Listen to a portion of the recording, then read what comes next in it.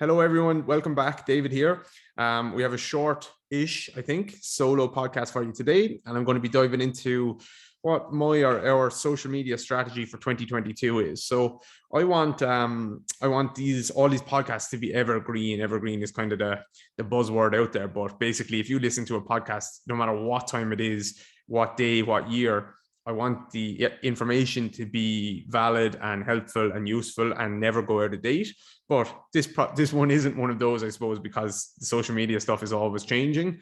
But I'll just give you an insight into how I'm thinking about it and what we're going to be doing with our social media. Roughly, I don't take it too seriously, so don't worry. We don't have people working for us on that side of it or anything like that. So don't worry. Don't think, oh my God, this is going to be like a media deep dive or anything like that. It's just a fairly relaxed look into what we're going to be doing roughly for next year.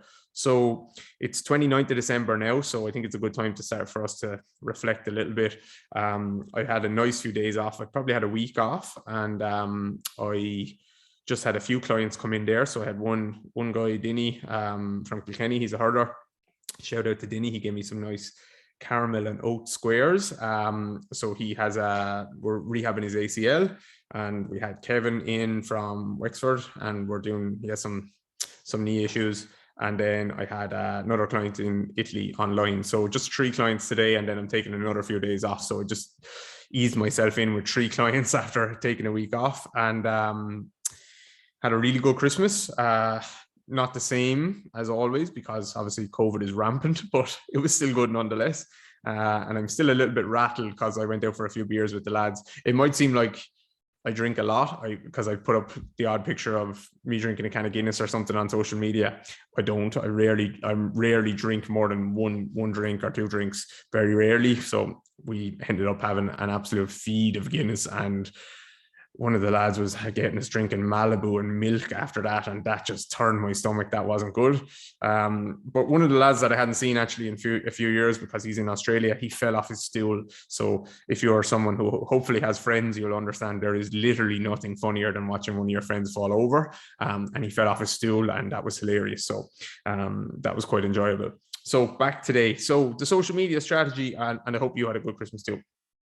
And this I should interrupt my little speech before I get tucked into it to say we have a message from our sponsors. This podcast is sponsored by Upper Body Basics, Lower Body Basics, Core Basics, and Lower Body Basics Phase 2. So we have a sale on at the moment. If you're listening when roughly around the time this is released, use the code DGR20 to get 20% off site-wide for our kind of Christmas holiday sale. So thank you to our sponsors for that. So social media strategy for the year. So firstly, I want to talk about a little small concept, which is I first heard Gary Vee talk about this. Don't roll your eyes. I know some people find him obnoxious or whatever, but separate the idea from the person. So his idea was quite a few years back, that I think it's his idea that every person is now a media company, and every company is a media company. And what he means by that is, basically, whether you're building a personal brand, your business brand, it doesn't matter.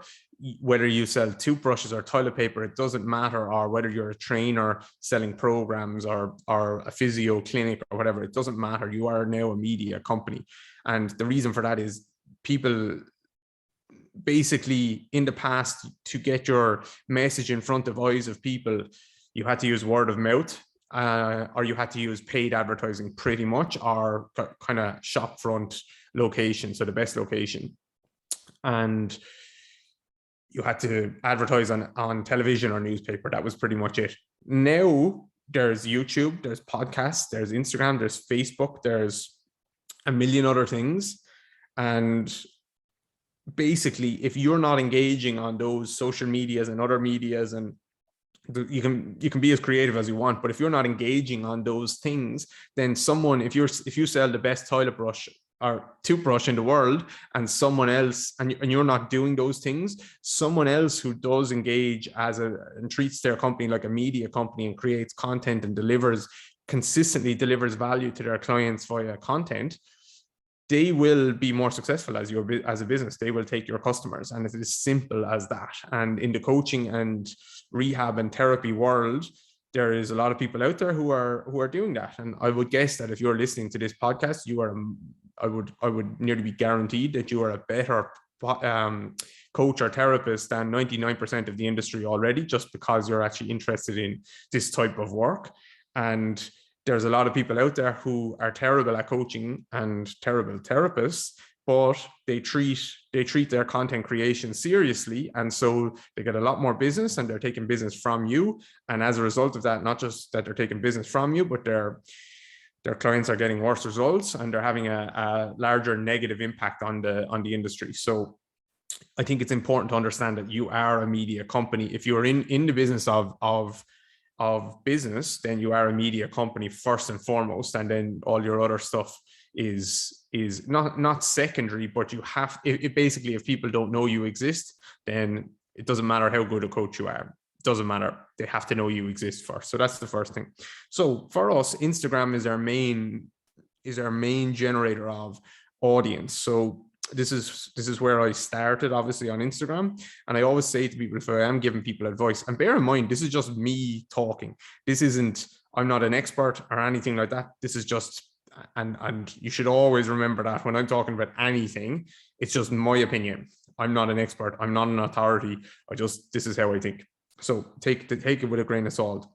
So for us, Instagram is our main kind of generator of eyes and audience.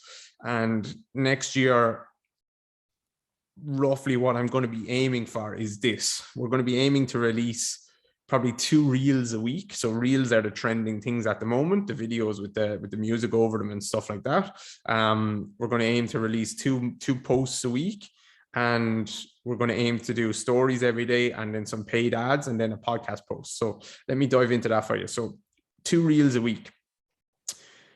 What seems to work best for us at the moment with the reels is when I actually video a client doing an exercise. So I video a client doing an exercise. I break it into like little clips. It's 15 to 30 seconds long, throw a bit of music over it, or captions and me talking over it, or I'm probably coaching them in the video.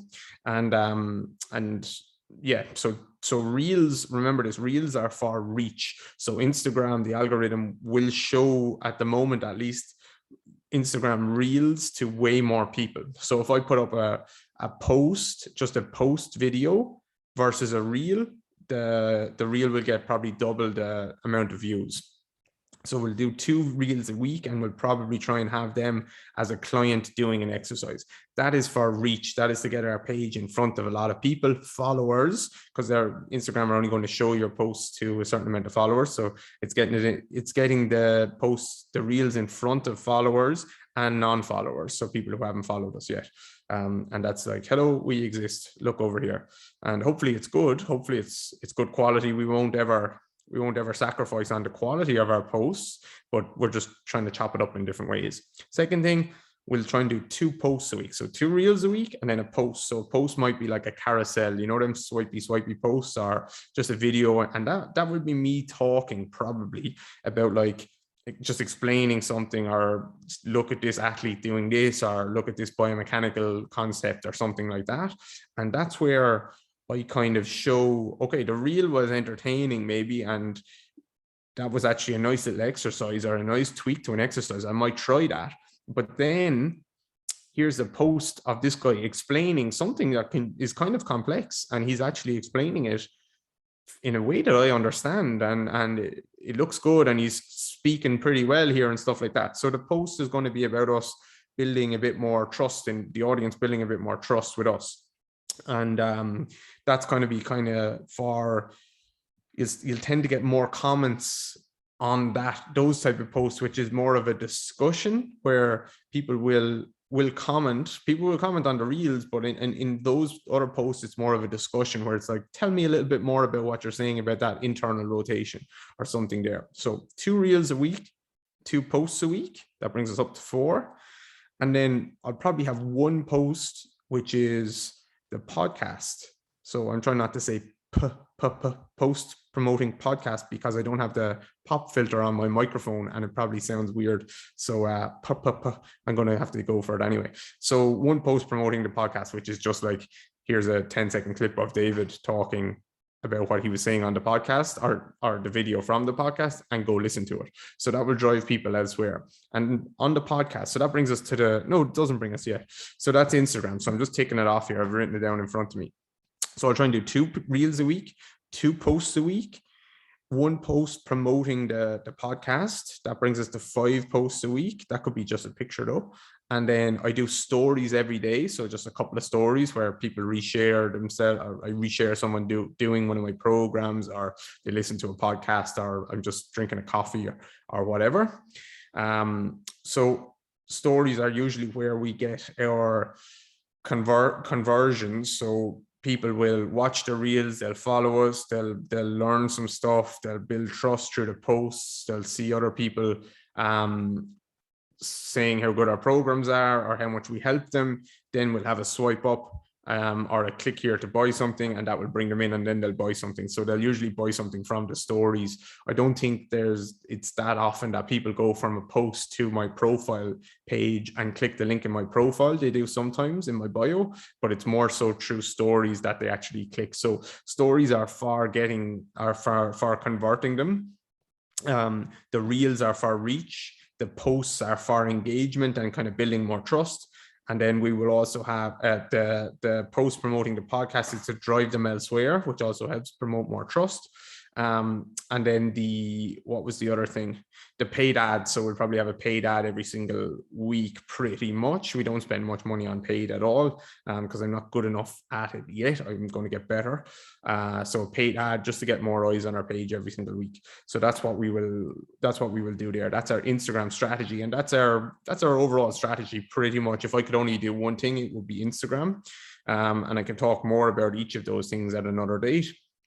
Then the podcast is to build a little bit more trust. So if you're listening to this podcast and you're listening to me talking for 15 minutes or listening to me and a guest talking for an hour, you're probably starting to think, this guy is a pretty nice guy, hopefully at least. And maybe he knows what he's talking about, and maybe I'd like him. Maybe I'd like to go for a beer with him. Maybe I'd like to go for a coffee with him. And I think he has good information, and I think he's honest, and I think he knows what he's talking about. So that's what the podcast is for, in terms of that's what the podcast is for. And then what the podcast is for from my end is I really enjoy doing the podcast, actually, I think, so far, and I really enjoy talking to people. So it's the easiest piece of content that I create is the podcast. I think it's really easy. Instagram can be a bit more of a chore. Podcast is nice to have a chat with people.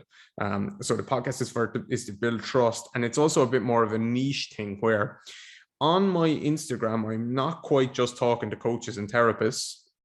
I'm talking to kind of anyone who wants to understand more about movement. There is definitely a bias towards coaches and therapists more recently. I can talk about this a bit more at another time as well. But on the podcast, it's definitely more niche. So it's me talking to coaches and we're talking about coaching stuff. Now, I do don't turn off if you're not a coach or a therapist. If you are really interested in movement and want to move better yourself and all that, there's loads of those people listening too, which is really cool. I think that's how I started out as well, just listening to other coaches and therapists before I actually was one. So that's what the podcast is for, but it's definitely a bit more niche than Instagram. And then we have YouTube. So that was Instagram, that was the podcast, and we have YouTube. So YouTube, I'm just basically pretty much going to upload the podcast video onto YouTube. So this video right now, you can go and watch on YouTube. And that is for an easy win. I think just banging stuff up on YouTube. Some people really like to watch the podcast. Some people like to listen to it. And then YouTube also, if you think about it, like I think Google owns YouTube, don't they? I wish I had some producer like Joe Rogan to ask a question to, but I think Google owns YouTube. And they're pretty much a search engine. So if you Google anything, one of the first search results will be a YouTube video as well. So you'll get a Wikipedia page, the website, and a YouTube, the person's YouTube page if they have one.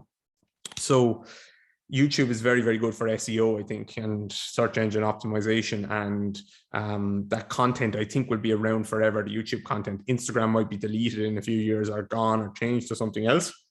I don't think YouTube is going to go away for a very, very long time. So that content will be there forever. And the cool thing is it's searchable forever. So when I put up a post on Instagram, within a week, it's kind of gone because no one's going to scroll back past my last 10 posts. So it's kind of gone. But on YouTube, it's searchable forever. If you search David Gray and Joel Smith, which was my first episode, in 12 months time, in 3 years time, if you Google that, hopefully, if I've done a good job, then that YouTube video will be there for you to consume and you to watch. And that will help with our SEO, and that will help with our content. So YouTube is about kind of a legacy social media, if you want to call it that, and a search engine optimization, and just helping people who want to watch the videos. The podcast is about building more trust and diving into different topics, and very much for my enjoyment. And it's a bit more niche for coaches and therapists and people who are really passionate about movement. Instagram is about building the audience more so building the audience through Instagram. And bear in mind, again, this isn't right. You could be using Facebook, you could be using blog posts, you can be using whatever. This is just us. So Instagram is our reels, our 2 reels, 2 posts, stories every day, our paid ads, and then our 1 post maybe promoting the podcast. Now, that's just an aim. That doesn't mean I'll hit that. If I hit that 10 times throughout the year, I'd be delighted. I probably won't. There'll probably be weeks where I don't do any posts or anything like that. That's just a bit of a nice target, I think, for us to have. And I'm going to try and treat our kind of social media and our audience generation a little bit more seriously this year than I have ever in the past. Everything I've done up to this point has just been completely off the cuff. Like, oh, might put up a post right now. Off I go, put up a post.